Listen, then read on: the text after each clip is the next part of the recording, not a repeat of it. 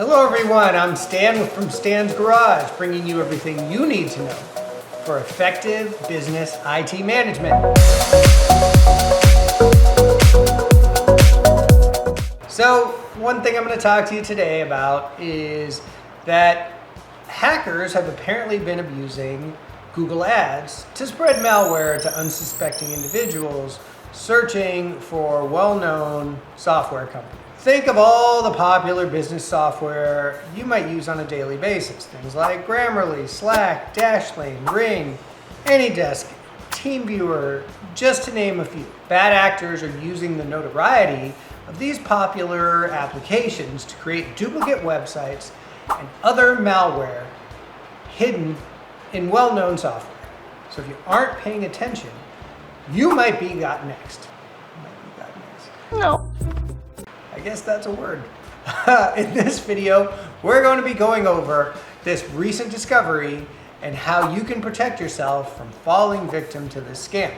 Let's get into it. So bleepingcomputer.com recently came out with a list revealing over 200 domains that were made to impersonate popular software companies. Now, you may have heard the concept of typo squatting. But do you know how people accidentally are stumbling upon these malicious websites?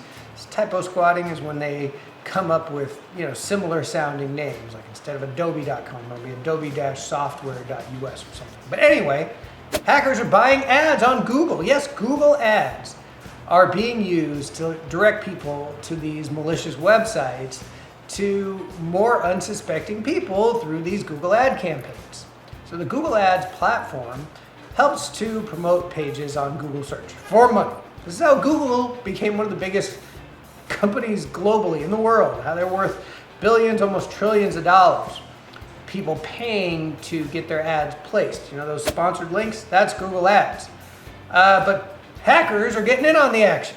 So let's talk about some ways you could potentially avoid these malicious sites. Well, you start with an ad blocker. Ad blocker will block Google ads, you won't see them, so you're just going to avoid them altogether. And if you're looking for downloading Google Chrome, you'll just go to chrome.com, right?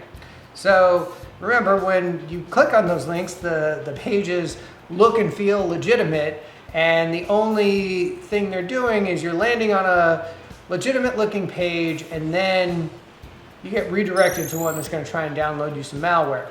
Google is not able to check this stuff automatically because of that redirect, and that's how these pages make their way through, by not having any malicious activity there on that landing page. But once that redirect happens, yes, you will probably start immediately downloading something. If you didn't expect to download something, don't try installing it. Don't do it. Don't do it. The fact that you can't install software at all on your computer is probably another thing worth looking into, is removing the admin rights from the account that you're actively using. You think you're downloading like the real version of Adobe Acrobat, but it's going to be one that they have opened up and injected some of their own malware. So you want to protect yourself from these malicious downloads. Now, as this becoming a growing issue, Google is working on how they can take full control of the situation. But in the meantime, there are several steps beyond that that you can take to protect yourself from harmful downloads. For starters, that ad blocking. Number two, not running in an administrative mode, right? So you can't really install software. Good anti-spyware, malware, security software is something else. But if you are searching for something that you think is important, scroll through the results and make sure you're clicking on the official domain. Adobe, Microsoft, any number of applications that you might be downloading. So if you are frequently updating your software, I'd say bookmark that page, keep it in your browser favorites or bookmarks, and you make sure to avoid that fake page. And lastly, you want to make sure that any link you click has the proper domain spelling, like I talked about in the beginning. Everything might look right at first, but all it takes is one or two characters switched up, and you might find yourself on a lookalike site. So stay diligent out there. As always, I'd love to hear what you say and feel about this type of typo squatting activity. If you come across anything like this that looks a little bit fishy, let me know in the comments below. And with phishing at an all-time high, as a small business owner, you might want to provide cybersecurity awareness training for your staff. If that's something you're interested in. I know your insurance companies might actually be mandating that you do this or want you to do it to get a lower premium rate.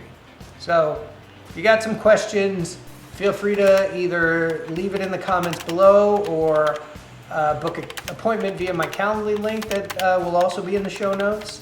But as always, thank you for watching. Please like and subscribe.